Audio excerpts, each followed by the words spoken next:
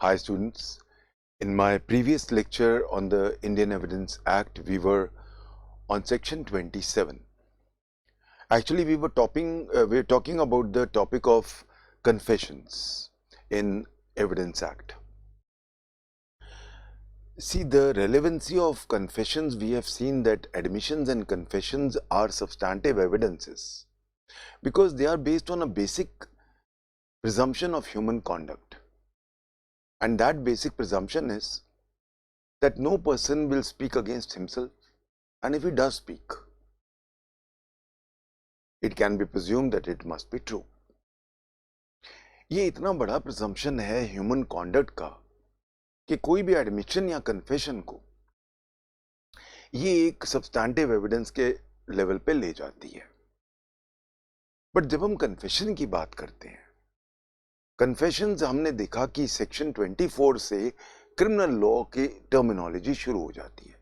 Accused, offence, ये सारे words आ जाते हैं, तो हमें पता चल जाता है कि 24 से लेकर 30 तक कन्फेशन वर्ड पहली बार वहां आ रहा है। तो कन्फेशंस और क्रिमिनल लॉ हम ऑलमोस्ट एक जक्सटापोजिशन इन दोनों को मान लेते हैं। दो there is no way written in evidence act कि confessions can not be there in civil law, but then admissions are there.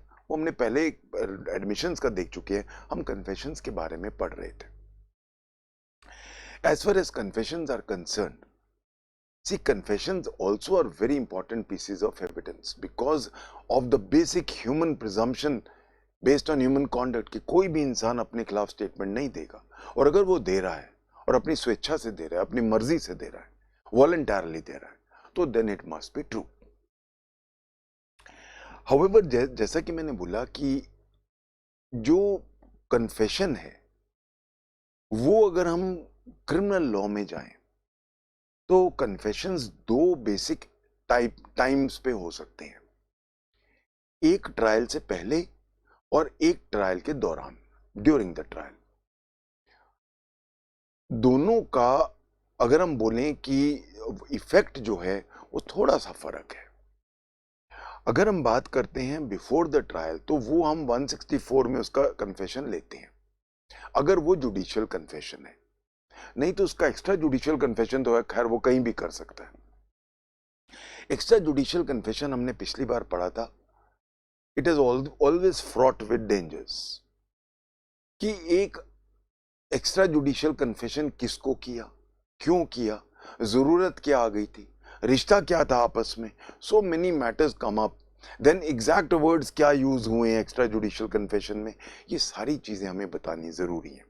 क्योंकि अगर ये चीजें क्लियर नहीं होंगी तो एक्स्ट्रा जुडिशियल कन्फेशन पे ज्यादा तवज्जो देना, ज्यादा वेटेज देना डेंजरस हो सकता है। बट ऑफ कोर्स अगर वो प्रूव हो जाए that the extrajudicial confession was absolutely blameless, it is absolutely untarnished, तब हम उस पे इवन एक जजमेंट भी बेस कर सकते हैं। उसके ऊपर भी मैंने सुप्रीम कोर्ट के जजमेंट्स आपको बताए थे। Now we were discussing about confessions कहां की जा सकती है, किन के सामने की जा सकती है, वो इंपॉर्टेंट पॉइंट था।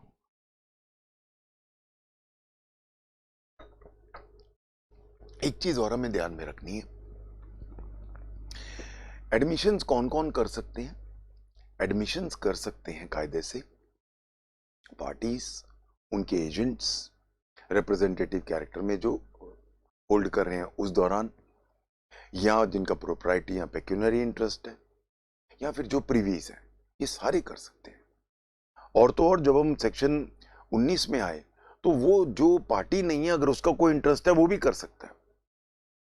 और तो और हम जब 20 में आए तो रेफरी, अगर हमने रेफर कर दिया किसी को तो रेफरी का जो होगा अगर वो मेरे खिलाफ जा रहा है तो वो भी एडमिशन एक्सेप्ट करते हैं, we take it as admissions. But then confession के लिए इतना सारा कुछ नहीं है अवेलेबल। रीजन क्या है? एडमिशन का लॉ मोस्टली सिविल लॉ से जुड़ा हुआ है। सिविल लॉ में क्या चाहिए? हमें रिलीफ चाहिए, क्लेम्स है। कन्फेशन किससे जुड़ा हुआ है? क्रिमिनल लॉ से। क्रिमिनल लॉ का बैकग्राउंड क्या है? What is the end product of a criminal law? Punishment, फांसी हो सकती है। So this is the reason why confession को हम ज्यादा ध्यान से लेते हैं। इसलिए कन्फेशंस का जहां तक सवाल है, तो कन्फेशन सिर्फ और सिर्फ पार्टी कर सकती है अपने खिलाफ, यानी कि accused. So only the accused can confess against himself, ना कि इतने सारे लोग जो एडमिशंस में इतने सारे लोग एडमिट कर सकते थे, यहां पे सिर्फ एक्यूज्ड। ओनली जब हम सेक्शन 30 में जाएंगे तो एक एक्यूज्ड एक को एक्यूज के खिलाफ भी उसका कन्फेशन यूज किया जा सकता है, but under certain circumstances only. ये बेसिक डिफरेंसेस हैं जो हमें समझने। सिमिलरली एडमिशन जो है वो कहीं भी कर दो, जुडिशियल कर दो, एक्स्ट्रा जुडिशियल कर दो, बट कन्फेशन अगर आपने कोई पुलिस ऑफिसर के सामने कर दिया, whenever wherever he may be, तो सेक्शन 25 से हिट है। सिमिलरली कोई भी कन्फेशन अगर आपने पुलिस कस्टडी में कर दिया तो वो भी हिट है 26 से, अनलेस कि वो पुलिस कस्टडी के दौरान किसी मैजिस्ट्रेट के सामने किया जाए, then it can be allowed, which was given to us by 26। मैंने पिछली बार आपको बताया कि द व्हाई ऑफ सेक्शन 27, अगर हम वहीं रोक देते, अब आप सोचो अगर 27 ना होता तो, मैं इतने साल पुलिस में रहा हूं, अगर 27 ना होता हमारे तो हाथ कट के कहां गिर गए होते, we would not have been anywhere. आप सोचो कोई स्टेटमेंट, कोई कन्फेशन पुलिस के सामने अलाउड नहीं है, पुलिस कस्टडी में कोई कन्फेशन अलाउड नहीं है, कुछ रिकवर कर रहे हो कहेंगे जी कन्फेशनल है ये, तो हमने उसे पूछताछ की, उसने कहा जी मैं आपको चाकू रिकवर करा सकता हूं, द फैक्ट कि एक चाकू रिकवर हुआ, नॉट अलाउड, पुलिस कस्टडी में है। तो अब क्या होता, अब पुलिस ने 1000 चीजें रिकवर करनी होती हैं, कभी खून आलूदा कपड़े, कभी चाकू, कभी मेनी फैक्ट्स। सो इसीलिए जो 27 है वो शुरू ही किस वर्ड से होता है, प्रोवाइडेड। इसीलिए 27 का पहला वर्ड है प्रोवाइडेड दैट। तो प्रोवाइडेड दैट पुलिस कस्टडी में अगर कोई एक्यूज्ड है और अपनी मर्जी से, प्लीज रिमेंबर ये इंप्लाइड है, ये लिखा नहीं हुआ पर ये इंप्लाइड है, otherwise it will be hit by article 20 clause 3 of the constitution.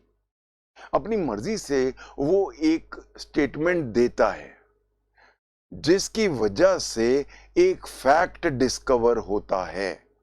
Please remember I am stressing the word fact discover होता है, आई एम नॉट सेइंग कोई प्रॉपर्टी रिकवर होती है। Recovery of a property can be a fact, the word used in 27 is fact and not things. अब जो वो fact discover होता है, the most important emphasis was on the word discover। Discover का मतलब ये है कि सिर्फ ये नॉलेज एक्यूज्ड को है और किसी को नहीं है। इसलिए अगर कोई वो चीज रिकवरी के लिए कोई नॉलेज दे रहा है, कोई डिस्कवरी ऑफ अ थिंग है, तो discovery of a fact which is related to a thing, अगर अब वो सबके नोटिस में सब ओपनली पड़ी है, तो फिर डिस्कवरी क्या है? आज अगर आप मेरे इस कमरे में आते हो और इस डस्टर को देखते हो, तो ये क्या डिस्कवरी है? ये तो पढ़ा ही है। मेरे से पहले जितने भी टीचर आए हैं वो देख के गए हैं, उन्होंने देखा है। It is not a secret, there is no discovery in it. Discovery का मतलब क्या होता है? वो चीज पता लगवाना जो सिर्फ और सिर्फ मुझे पता है। बाद में यही चीज लिंक करेंगे कि ये चीज जो रिकवर हुई ये इनक्रिमिनेटिंग थी, तो कहीं ना कहीं ये देखा जाए तो एडमिशन या कन्फेशन बन जाता है। This fact may be admission, this fact may also be confession, but nevertheless not withstanding this, तभी 27 कहता है नॉट विथस्टैंडिंग दिस हम इस फैक्ट को यूज कर सकते हैं एक्यूज्ड के खिलाफ। एक्चुअली अब मेरे बहुत सारे स्टूडेंट्स के दिमाग में आ रहा है कि सर अपनी मर्जी से कौन बताता है? वेल हम मान के चलते हैं पुलिस ऐसे ही आप लोगों को बहुत बैड नोशंस हैं पुलिस के बारे में। पुलिस प्यार से भी बात करती है, कई बार out of their own feeling of guilt they may reveal so many things. So we will, ये कैसे लिया ये छोड़ दो, क्योंकि ये मेरे को बहुत बार जब हम ऑफलाइन होते थे तो बच्चे मुझे पूछते थे कि सर क्यों देगा वो, मैं कहता था क्यों नहीं। हम ये मत मान के चलो कि पुलिस कोई 3rd डिग्री से ले रही होगी कुछ जगह, आई डोंट नो, बट हम ये मान के चलेंगे कि वो अपनी मर्जी से दे रहा है। क्योंकि अगर हम ये मान के चले कि पुलिस ने जबरदस्ती उससे वो फैक्ट उगलवाया है मार के या उससे जबरदस्ती, तो फिर article 20 clause 3 my right not to self incriminate my self आड़े आ जाएगा, फिर वो statement will be hit. So we presume that all the statements given by the accused are under which lead to discovery of a fact are given with his own sweet will.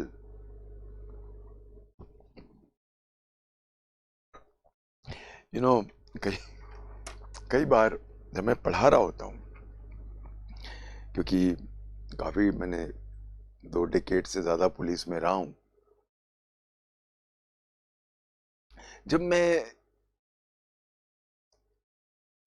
Police की life अपनी सोचता हूं और जब मैं ये पढ़ाता हूं तो कहीं ना कहीं आई फील कि मैं पहले टेबल के उस तरफ था और अब टेबल के इस तरफ हूं।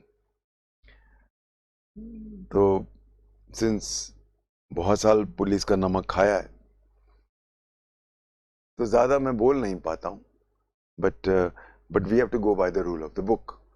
So here I'm here to teach you the rule of the book and not the things which may have happened in some police stations. Okay.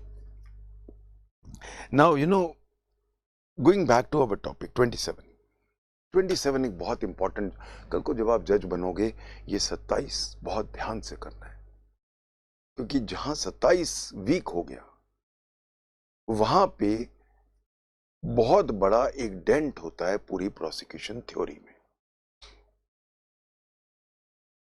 Dent कैसे पड़ता है, पहले आज मैं आपको सारा डिक्टेट करा दूंगा, पहले समझ लो। आई होप सारे समझ, पिछला लेक्चर जहां तक मुझे याद है मैंने कुछ के बेसिक्स बताए थे,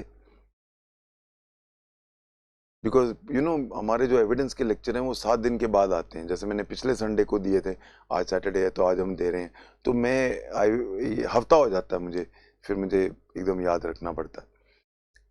तो एक चीज जो मैंने सबसे इंपॉर्टेंट मैंने पिछली बार बताई थी, that you are giving a statement ostensibly with your own sweet will which is leading to a discovery of a fact. What is the object of this section? The why? That we are going to allow the prosecution to use section 27 ka statement which led to a discovery of a fact because of one basic simple reason, that how come this fact was known only to the accused and nobody else. The connection of this fact with the accused now forms a very important chain in the chain of circumstances. एक बहुत important कड़ी है ये पूरी chain of circumstances में।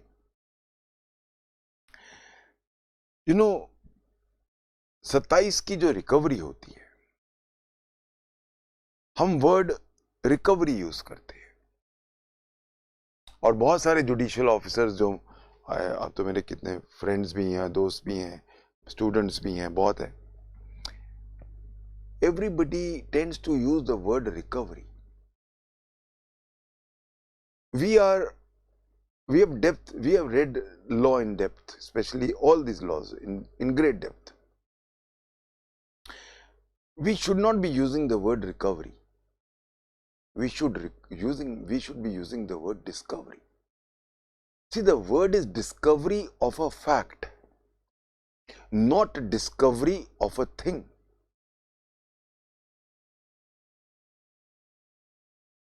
जब मैंने चाकू रिकवर किया, खून से सना हुआ, it is not recovery of a चाकू, it is discovery of a fact कि एक चाकू यहां भूसे में पड़ा है, एक चाकू जो पूरी दुनिया से छुपा हुआ है वो यहां एक भूसे के ढेर में पड़ा है। और ये चीज एक्यूज को पता है। पूरी दुनिया से छुपा हुआ था वो चाकू, कभी किसी को मिल नहीं सकता था, पर उस एक्यूज की स्टेटमेंट से कि एक चाकू वहां छुपा है, हम गए और वो रिकवर किया। उस चाकू को जब हमने एफएसएल भेजा तो उस चाकू का हमने देखा ये वही चाकू है जो उसके जो मेजरमेंट है इंजरीज के ऑन द एक्यूज्ड वो सेम है जो चाकू का साइज है। ए बी, उस चाकू पे उंगलियों के निशान एक्यूज्ड के हैं। सी, चाकू पे जो खून लगा हुआ है वो मरने वाले के ब्लड ग्रुप से मैच करता है। ये चीजें बाद में प्रूव होती हैं, हमें क्या पता, हमने तो एक चाकू रिकवर किया। So it is discovery of a fact कि एक चाकू यहां पड़ा है भूसे के ढेर में। भूसे के ढेर में कोई चाकू नहीं रखता है, और ये चीज हमें एक्यूज ने डिस्कवर कराई। अब ये चाकू जब हमने एफएसएल भेजा तो ये चाकू एक्यूज के साथ जुड़ गया। You know, I'll tell you one or two mistakes which police make. Police बहुत गलतियां करती है, 27 की डिस्कवरी में बहुत गलतियां होती हैं। I'll give you some examples. मैं आपको कुछ एग्जाम्पल देता हूं जो रियल लाइफ से। Normally I don't want to give much about my previous IPS का, पर कुछ चीजें मैं बताना चाहूंगा। एक बार एक मर्डर हुआ था। मर्डर का वेपन कई बार रिकवर नहीं होता है, और कई बार पुलिस इन इट्स एंथुजियाज्म कि पिक्चर परफेक्ट केस बनाना है, कोई गलती ना रह जाए। इसमें कुछ हमारे पीपीज की भी गलती है। जो मेरे स्टूडेंट्स पीपी सुन रहे हैं वो प्लीज इस चीज को ध्यान रखें।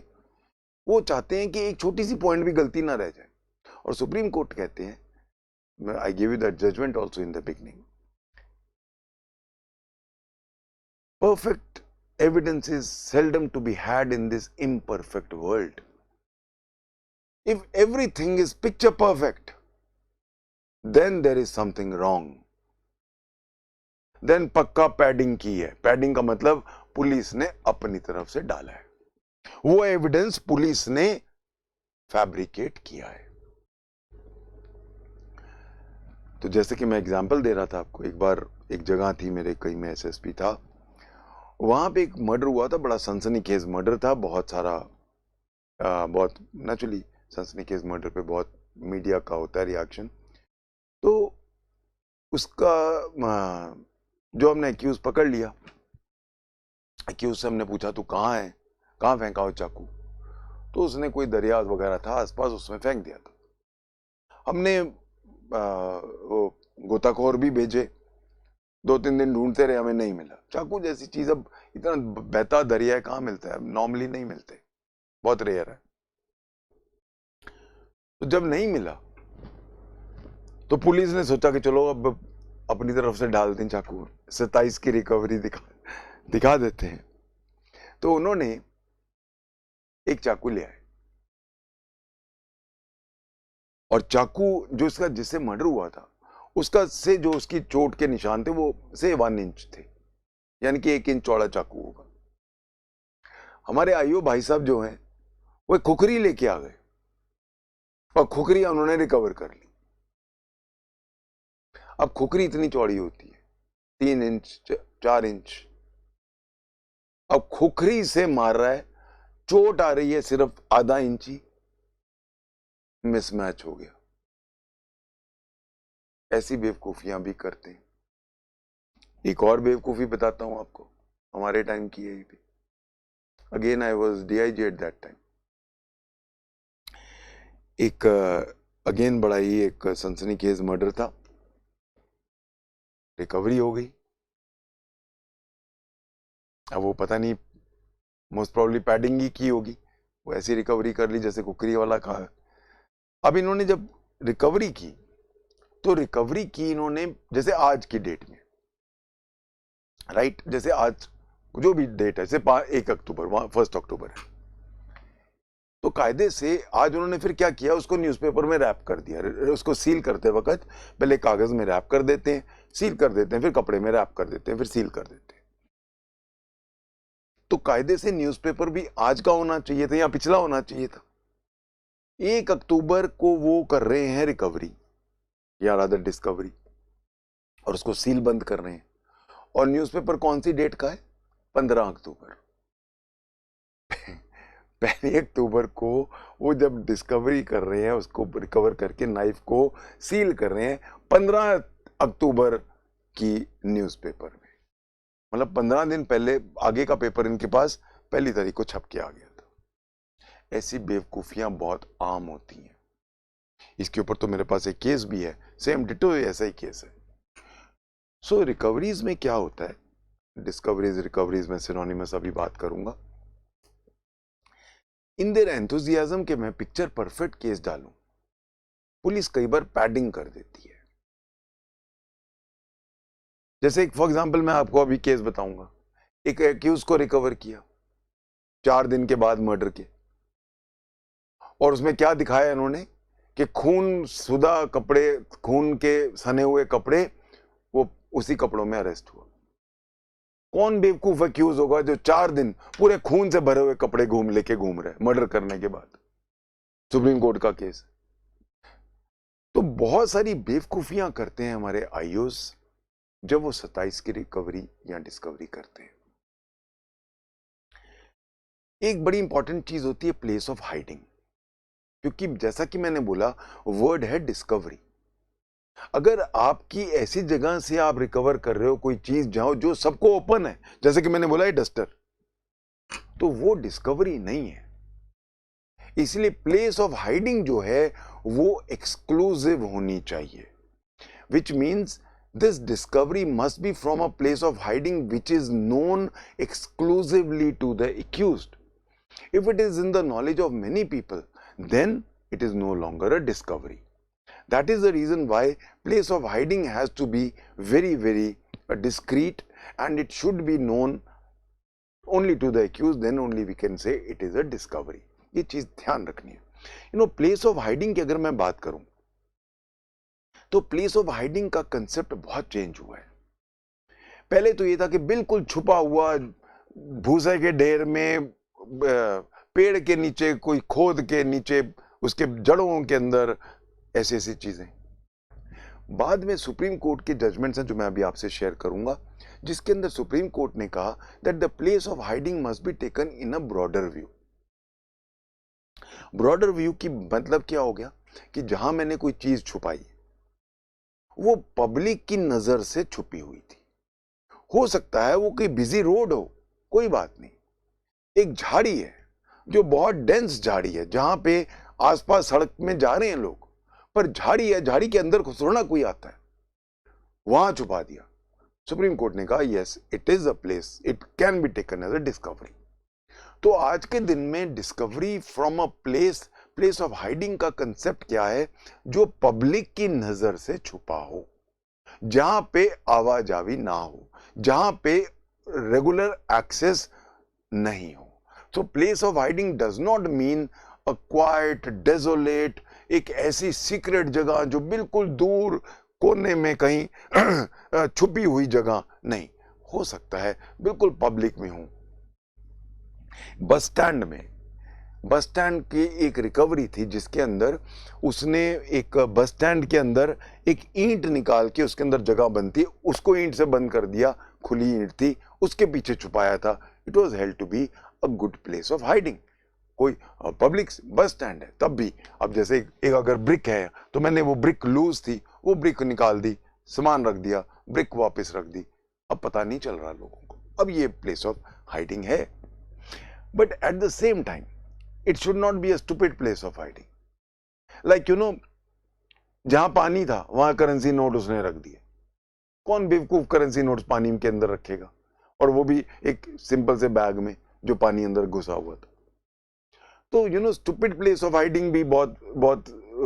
तो प्लेस ऑफ हाइडिंग एक और केस है, वो भी मैं आपको अभी कोट करूंगा, उसका साइटेशन दूंगा, जहां पे जब पुलिस रिकवर करने गई, जब कोई फैक्ट डिस्कवर करने गई, कोई चीज रिकवर करने गई, तो लोग पहले इकट्ठे थे, पूरी दुनिया इकट्ठी थी। तो सुप्रीम कोर्ट ने कहा लोगों को कैसे पता चला? डिस्कवरी आप करने जा रहे हो, लोग पहले खड़े हैं वहां तैयार। तो all these things absolutely vitiate 27 की डिस्कवरी। तो हमेशा याद रखना है, डिस्कवरी वर्ड इसका बेसिक वर्ड है। Discovery of a fact, this fact में be recovery of a thing, doesn't matter. अब वो चीज जो है, प्लीज रिमेंबर, चीज इमीडिएटली मिलते ही इंक्रिमिनेटिंग नहीं है। एक गन मिल गई, मैंने गन रिकवर करा दी, बाद में पता चला हमने रिकवर कर ली, चलो उन्होंने कहा जी डिस्कवर करा दी, ठीक है। डिस्कवर होने के बाद वो चली गई एफएसएल, एफएसएल ने कह दिया नहीं जी इस गन से तो गोली नहीं चली। अब बैठे रहो, कौन सी डिस्कवरी ऑफ अ फैक्ट है? That fact was not incriminating.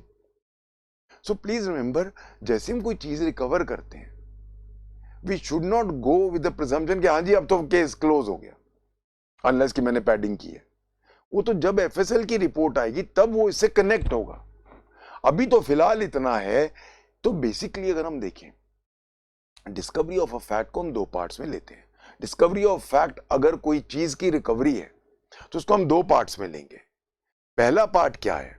पहला पार्ट है कि हम एक फैक्ट डिस्कवर कर रहे हैं। दूसरा पार्ट है कि वो फैक्ट इनक्रिमिनेटिंग है, वो उस ऑफेंस से जुड़ा हुआ है। ये दूसरा पार्ट है जो बाद में अगर हम एफएसएल भेजेंगे तो फिर ये चीज प्रूव होके आएगी। I hope everybody is understood. तो कई बार क्या होता है, जस्ट बिकॉज अब कोई चीज रिकवर हो गई, तो चीज रिकवर हुई है, अभी ऑफेंस के साथ कनेक्ट नहीं हुई है। ऑफेंस में कनेक्ट होने के लिए फेज 2 चाहिए, यानी कि एफएसएल की रिपोर्ट। मुझे खून, उसने बोला जी वो मर्डरर की खून कुछ शर्ट कहां है, तुमने उसको कपड़े उतार के ले गया था, कहां रखे? अब अगर मैं उसको कहता हूं कि मैंने जिसका मर्डर किया उसकी शर्ट मैंने यहां छुपाई है, ये सारा कन्फेशन से हिट हो रहा है। बट अगर मैं कहता हूं एक शर्ट आपको रिकवर करा सकता हूं, तो इसलिए मैं क्या कहता हूं 27 में, इसलिए प्लीज नोट कर लें जो भी जजेस जो मेरी बात सुन रहे हैं, कि प्लीज ऑलवेज नेवर आस्क क्या चीज रिकवर की। हमेशा जो आपने देखना है वो ये सुनना है, वो ये देखना है, एक शर्ट रिकवर की, वो शर्ट ऐसी प्लेस ऑफ हाइडिंग से रिकवर की जो लोगों से छुपी हुई थी। अभी तक सिर्फ एक शर्ट रिकवर हुई है, अभी तक वो ऑफेंस से नहीं जुड़ी है। उस शर्ट को मैंने, उसके ऊपर खून के धब्बे थे, उस शर्ट को मैंने भेज दिया एफएसएल। एफएसएल वालों ने कहा ये खून के धब्बे मरने वाले के खून के धब्बे से मैच, खून के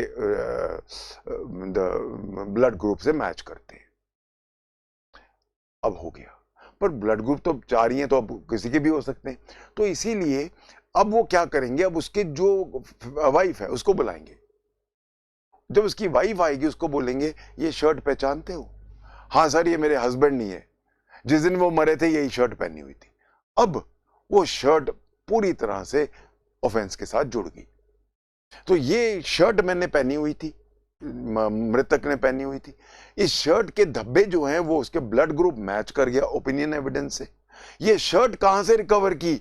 एक पेड़ के नीचे से, पेड़ के रूट्स के अंदर खोद के हमने निकाली।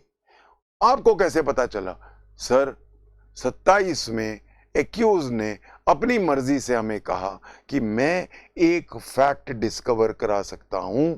वो फैक्ट जब हम डिस्कवर करने गए तो वो fact recovery of a shirt था। उस शर्ट को हम ले आए, हमें नहीं पता था ये शर्ट क्या है। अब इसने पता नहीं रिकवर कराई थी, तो क्योंकि खून के धब्बे, तो हमने इसको एफएसएल भेज दिया।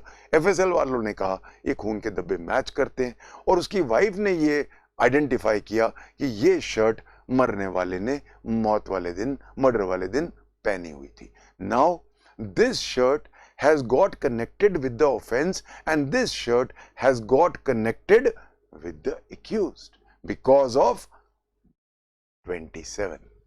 I hope अब आप पूरा खेला इसका समझ गए होंगे। Okay, now that we are clear about all these things, now let us quickly go through the important, मैं कुछ डिक्टेशन देता हूं, फटाफट आप नोट कर लीजिए।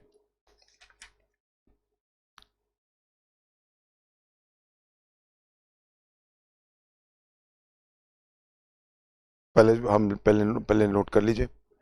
Praduman Singh versus state of Gujarat, 1992 supreme court.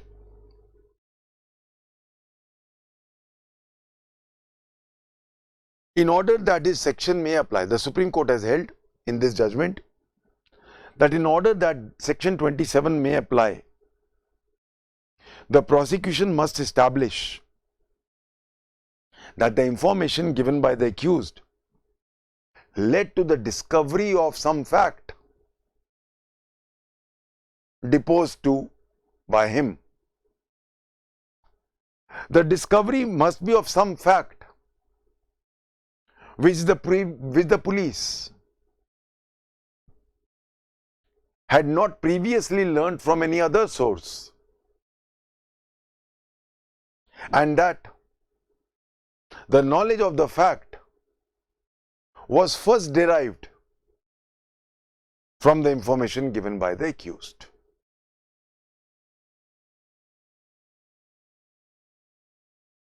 If I was to quote Privy Council,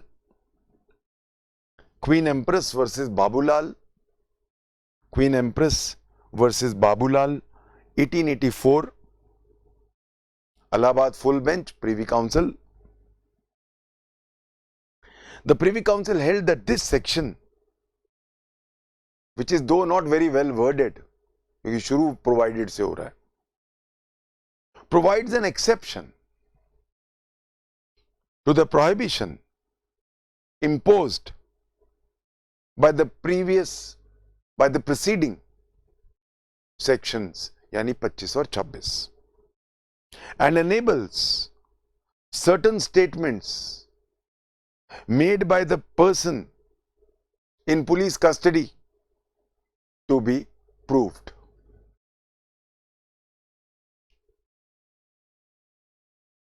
Also, the Privy Council held that before this section can come into play, there must be a fact discovered, and the fact discovered must be in consequence of some information received from an accused person. Next, let's read the next judgment, please. State of Karnataka versus David Rosario. State of Karnataka versus David Rosario, Rozario, 2002 Supreme Court. It is fallacious to treat the fact discovered in this section. It is fallacious मतलब wrong है, गलत है. It's fallacious to treat the fact discovered in this section as equivalent to object produced.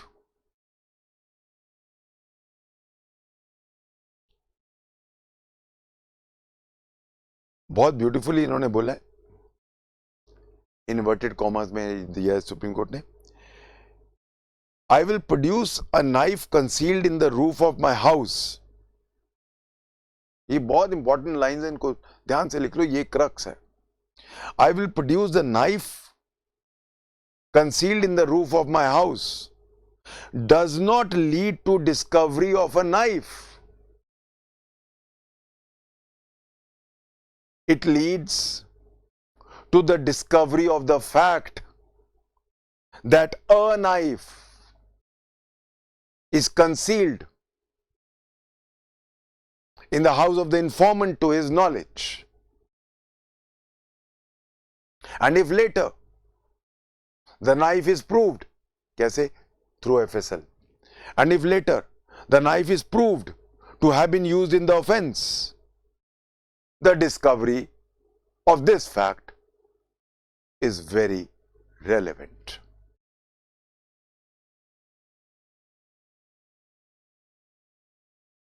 However, if the words like with which I stabbed A are added, these are inadmissible by virtue of section 25 or 26. I hope now everybody is clear on this. Okay. State of Bombay versus Kathi Kallu, 1961 Supreme Court. State of Bombay versus Kathi Kallu, one of the landmark judgments, 1961 Supreme Court. The information given by the accused to a police officer leading to the discovery of a fact should not be taken under compulsion to be made admissible in evidence. Otherwise, it will be an infringement of Article 20, Clause 3 of the Constitution.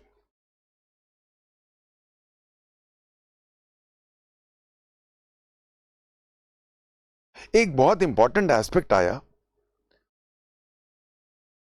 State NCT of Delhi versus Navjot Sandhu. State NCT of Delhi versus Navjot Sandhu, 2005 supreme court. ये वही है, ये parliament case है जो हमारा अफजल गुरु वाला same. इसमें बड़ी इंपॉर्टेंट एक चीज बात की. इसमें क्या हुआ कि इंफॉर्मेंट जो एक्यूज था, वो इंफॉर्मेंट जो डिस्कवरी हुई, he was not taken to the spot of recovery. उसने यही बता दिया कि वहां चले जाओ, उसके नीचे खोदो, वहां पे मिल जाएगा. पुलिस उसको मौके पे नहीं ले गई और खुद जाके वहां चेक किया और वो डिस्कवरी हो गई. ये अब क्वेश्चन उठा सुप्रीम कोर्ट के सामने कि अगर एक्यूज्ड खुद नहीं, उसको नहीं लेके गए, उसने डिस्कवरी बता दी कि ये फैक्ट वहां मिल जाएगा, आपको पुलिस गई, वो मिल गया. Is it necessary to take the accused along with you while discovering a fact under 27? ये क्वेश्चन उठा इस वेरी इंपॉर्टेंट केस में. And it was held. The fact that the informant accused was not taken to the spot of recovery will have no bearing on admissibility. Of course, the court has to be on the guard. But the mere fact that the accused was not taken to the spot to recover or discover the fact will not make it inadmissible. Okay. Now, another aspect. Is it obligatory to take the signature of the accused on the 27 की जो फर्द बनती है?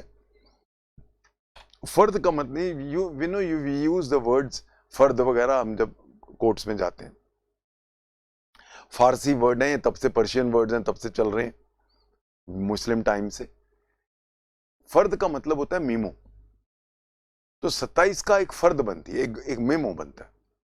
Now the question arises, is it necessary that the accused must sign the 27 का memo?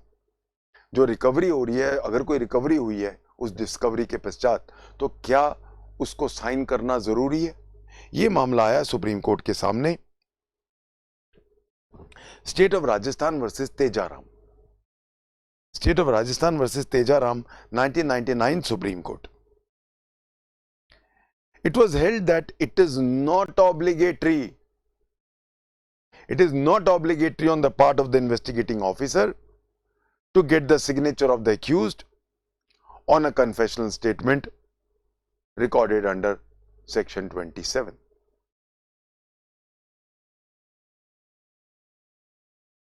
Next.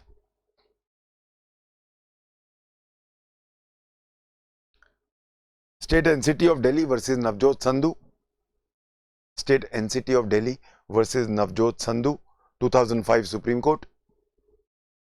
The fact discovered must be in consequence of the information received from the accused, and the fact should not have already been within the prior knowledge of the police. So there must not be prior knowledge of the discovered fact to the police. Also, it was held in Navjot Sandhu that the information should be free from any element of compulsion.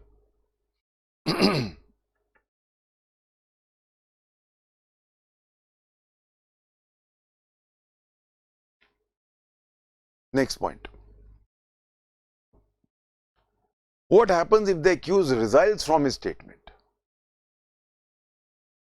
In the court, he resiles. He says, मैंने अपनी मर्जी से नहीं दिया. Now, please remember, merely because the accused resiles from his statement, कि जी मैंने कोई statement नहीं दी, पुलिस ने अपने आप ही पकड़ के डाल दिया, that is not per se enough for rejection of the statement. Merely because an accused resiles from a statement which he had given during investigation is not ground enough to make it inadmissible.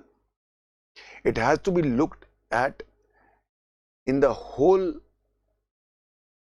complexity of things. The court has to now evaluate all other things and then only come to a conclusion. A mere denial by the accused, the mere resiling by the accused from his statement, ipso facto, will not make such a discovery of a fact inadmissible. Next point, please.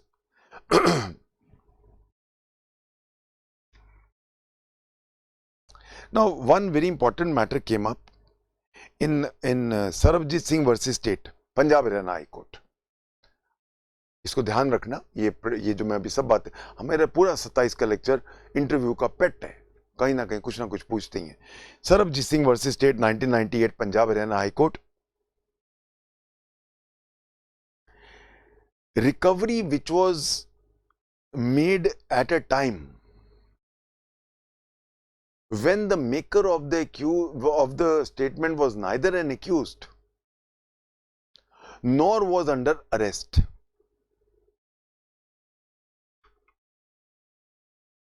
अभी तक मेरे खिलाफ FIR दर्ज नहीं हुई और अभी तक क्योंकि मैं अक्यूज नहीं हूं, ना ही मैं पुलिस कस्टडी में हूं. पंजाब हरियाणा हाई कोर्ट का बहुत अच्छा जजमेंट है. In that case, such a discovery cannot be admissible.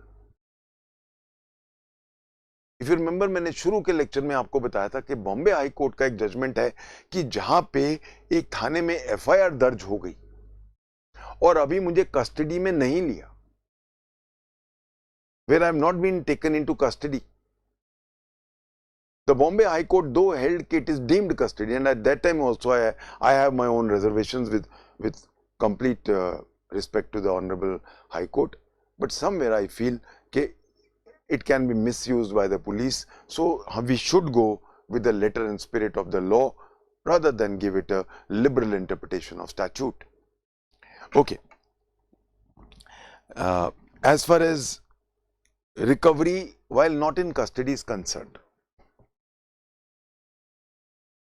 we have on this Allahabad High Court, Ramua, RAMUA, Ramua versus State of Uttar Pradesh, 1992 Allahabad, that where the weapon of offense was recovered at the pointing of the accused when he was not in police custody, it was inadmissible.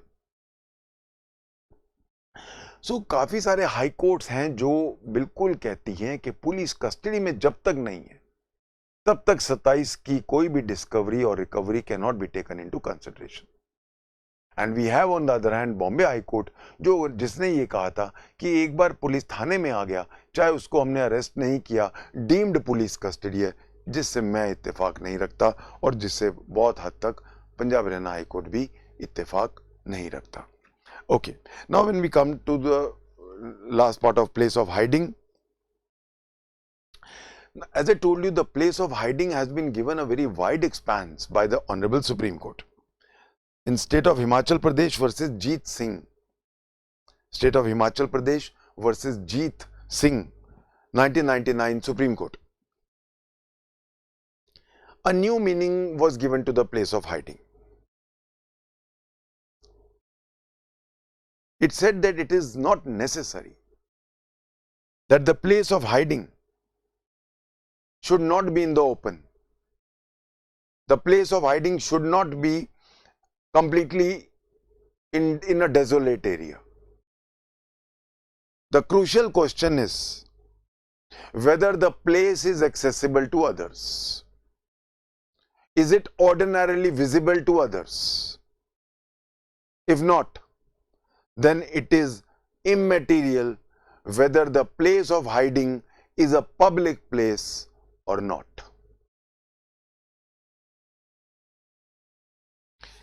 Another important aspect, Puran Lal versus State of Uttar Pradesh, 1997 Allahabad High Court. Puran Lal versus State of Uttar Pradesh, 1997 Allahabad High Court, where recovery was made from a public place which was accessible to all. Exclusive knowledge of such articles recovered cannot be attributed to the accused alone. तो जहां बहुत लोगों को access है, जैसे मैंने बताया duster सबका एक्सेस है, आई कांट से कि सिर्फ एक्यूज को ही पता था कि यहां डस्टर पड़ा है. Okay. Now, you know, when we recover an article, recovery का तरीका क्या होता है? जैसे आज हमने ये खून का एक चाकू रिकवर किया, तो कायदे से जब हम रिकवर करते हैं तो वहीं पे हम इसको सील करते हैं. हम पहली बात तो इसको सीज करते हैं, सीज करके सील करते हैं. सीजर के टाइम पे हम एक सीजर मेमो बनाते हैं. वो सीजर मेमो जो होता है, फर्द बरामदगी कहते हैं उसको. फर्द बरामदगी पे हम कम से कम 2 विटनेसेस का साइन लेते हैं कि हाँ हमारे सामने ये रिकवर हुआ. उनके सामने हम सील करते हैं. अब आप कहोगे कैसे सील करते हैं? प्लीज रिमेंबर, पुलिस कभी भी कुछ रिकवर करने जाए या कहीं भी जाए, कायदे से उनके पास एक किट होता है, उनकी गाड़ी में एक किट होता है जो ये सारी चीजें, जिसमें लाक होती है, लाक को गर्म करके लगाने का, सील होती है, पूरा प्लास्टिक के लिफाफे होते हैं, रोल ऑफ पेपर होता है जिसमें हम सील करते हैं. ये सारा एक किट होता है कॉल्ड द इन्वेस्टिगेशन बॉक्स. उसके अंदर ये सब चीजें होती हैं. तो जैसे हम मौके पे गए, हमने रिकवर किया, हमने उसको सील किया. सील करने के बाद हम विटनेसेस को उनके सामने रिकवर करते हैं और सील करने के बाद उन विटनेसेस का साइन लेते हैं. उन विटनेसेस का साइन हम जो चीज सील की है कपड़े में, लाक से हम देखा होगा आपने, उसके ऊपर लेते हैं और हमारा जो सीजर मेमो होता है उसके ऊपर लेते हैं, फर्द बरामदगी पे लेते हैं. अब क्वेश्चन ये उठा, बाद में 10-12 साल हो जाते हैं और चल रहा होता है, 5-10 साल बाद ये सीजर विटनेस आया.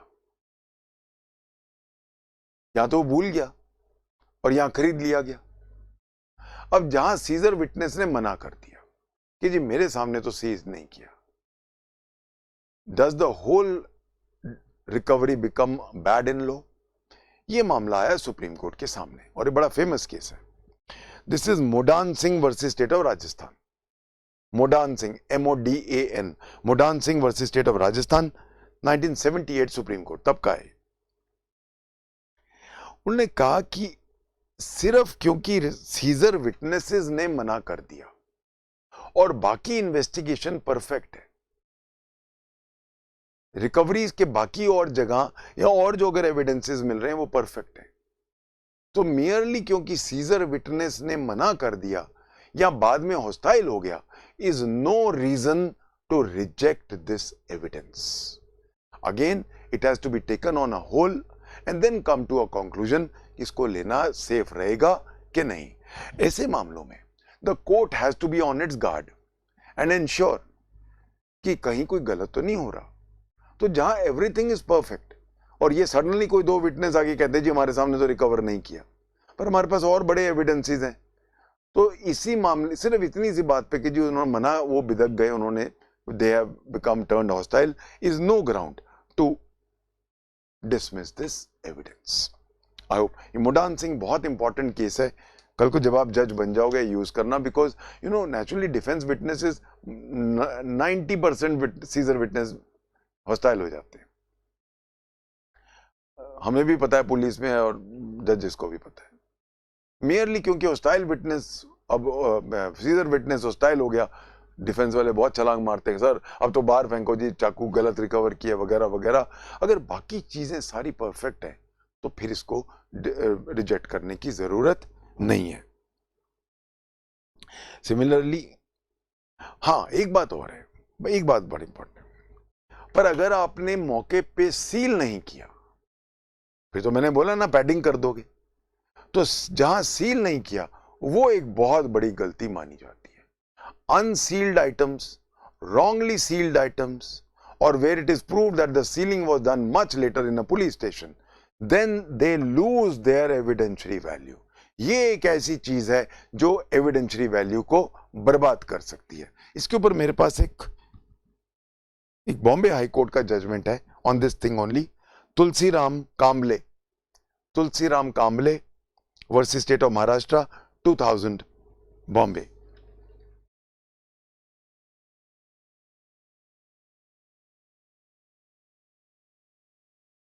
Last part we talk about unnatural, अगर रिकवरीज अननेचुरल है. आई टोल्ड यू, पहले मैंने डिस्कस किया था. इसके कुछ एग्जांपल्स ले लेते हैं. जहां पे मैंने आपको बताया था ना, वो 1 अक्टूबर को हमने पकड़ी चीज और 15 अक्टूबर के पेपर में रैप कर दिया. वो हमारे पास एक इसके ऊपर जजमेंट है सुप्रीम कोर्ट का. Babudas versus state of Madhya Pradesh 2003 supreme court. Sealed packet containing a watch was opened in the court. The newspaper sheet in which the watch was wrapped was a publication 6 days after the incident, after the recovery. Recovery आज की दिखा रहे हैं, paper wrap कर रहे हैं 6 दिन बाद का. It was naturally rejected. जहां पे करेंसी नोट्स एक रॉक के नीचे निकाले, वहां पानी पानी था. It was, so these are called unnatural recoveries. Unnatural recoveries have to be rejected. So wherever we have senseless, unnatural recoveries, they have to be rejected. I hope now everybody is clear about section 27. We have dealt in great detail. I hope आप किसी को कोई confusion नहीं है. 28 हम already पढ़ चुके हैं, 24 और 28 हमने इकट्ठा पढ़ा था. अब हम आते हैं section 29. 29 shows that Indian Evidence Act does not bother about morality. It is the end and not the means which matter. कहा जाता है कि IPC is a law which only deals with, जो गलत चीज एक्सेप्ट नहीं करता, ends matter. मैंने आपको शुरू भी कहा था कि एविडेंस आप कैसे लाते हो, इट इज इमैटेरियल. आप ले आए ना, चोरी करके लाए, डकैती करके लाए, कुछ भी करके लाए, हमें कोई लेना देना नहीं है. आईपीसी पर अगर आप मेरे घर में चोरी करने आए और मेरा एविडेंस चुराने के लिए आए थे, तो वो थेफ्ट तो है, हाउस ब्रेकिंग तो है, वो तो प्रसाद मिलेगा, बट एविडेंस की एडमिसिबिलिटी पे कोई असर नहीं होता है. सिमिलरली अगर कन्फेशन आप चोरी मक्कारी से लेते हो, बेवकूफ बना के लेते हो, झूठा प्रॉमिस करके लेते हो, इंटॉक्सिकेट करके लेते हो, कोई फर्क नहीं पड़ेगा. Confession is admissible. Section 29, if I can be allowed to say, betrays the immorality in Evidence Act, where how you procure a confession is immaterial. It is a confession per se which matters. It is the end which matters. The means do not matter here. We ran out of time. I have about 3-4 minutes, but I don't think I can start this lecture today. I'll just start it in my next lecture. We'll take it up from here in my next lecture. Thank you. God bless.